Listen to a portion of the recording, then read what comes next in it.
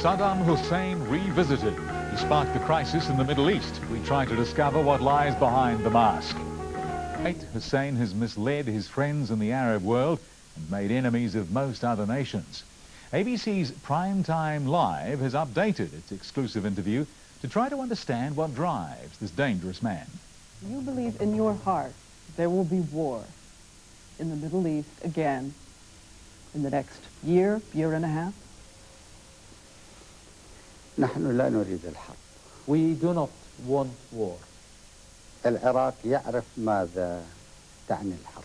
Iraq knows exactly what war means. العراق حارب 8 سنوات. Iraq has fought for 8 years. أعتقد أنها ستتغير. I am optimistic. بإمكان الصغار أن يتوصلوا بسرعة. The smaller countries can easily and quickly achieve peace if only they could avoid the evil of the big brothers. What kind of a man is this who would crush a neighbor like he would an insect? What kind of a man would lie to his friends, Egypt and Jordan? What kind of a man would be perfectly willing to let the world condemn him as long as it doesn't stop him? The Saddam Hussein we saw in Baghdad was not a ranting madman. He was articulate, calculating, and cold. His handshake was quick and careless. In the 3 hours we spent with him, he never laughed out loud. He never raised his voice. It was the icy calm and coherence of a man who has spent more than 20 years looking into the mirror of his ambition. From the moment you set foot in Iraq, he is everywhere. The artists who make these paintings are said to put a drop of their own blood in the paint. Children are taught to sing songs like Saddam, Saddam, victorious, our beloved. You carry the nation's dawn between your eyes. With us, Hussein was not the least bit apologetic or embarrassed.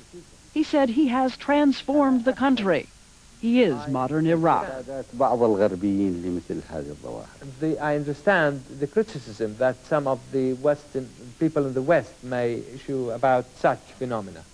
ولكن صدام حسين But Saddam Hussein موجود في أي كمية حليب is present in any quantity of milk given to a child. في أي جاكيت نظيف And is present in any clean or new jacket that an Iraqi may wear. وموجود And Saddam Hussein is present also in the decision that brought back the oil revenues to the Iraqis after they had gone to the foreigners for a long time. Which is one of his justifications for seizing Kuwait, that real Arabs wouldn't let so much oil revenue get into pro-Western hands. We think of Kuwait and Saudi Arabia and Lebanon and those countries as countries. They don't think of them as countries. They know that those countries, in many instances, were drawn on a map with a pencil by someone in London. There are a lot of conversation around that he's a madman and crazy and so forth. I don't happen to believe he is at all. He's a strong man. He's an intelligent man. He has a totally different value set than those of us in the United States would have. A value system based on one word: power. It's a word whose meaning he learned early growing up in a village in colonial Iraq. Saddam Hussein still has a traditional tattoo to remind him of the time when he was a child with little milk and few clothes. Yet not far away from his poor village was a crumbling memory of the ancient power of Iraq, Babylon, where King Nebuchadnezzar crushed people underfoot but built a great civilization, one, by the way, that included Kuwait. As president, Saddam Hussein has rebuilt those ruins and put his stamp on some of the bricks, right beside the stamp of the ancient Iraqi kings. Hussein told us that eventually he ran away from his village to go to school, but school was a struggle, and he still doesn't seem to trust books. May I ask any favorites? أقرأ ولا أحفظ. I usually read, but not keep in the heart or learn by heart. لا أحفظ تفاصيل.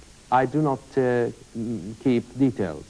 هي نفسي لأن لا أحفظ تفاصيل. I had prepared myself not to indulge into keeping details in mind. وإنما أقرأ لأكون فكرة. But gone reading in order to formulate an idea.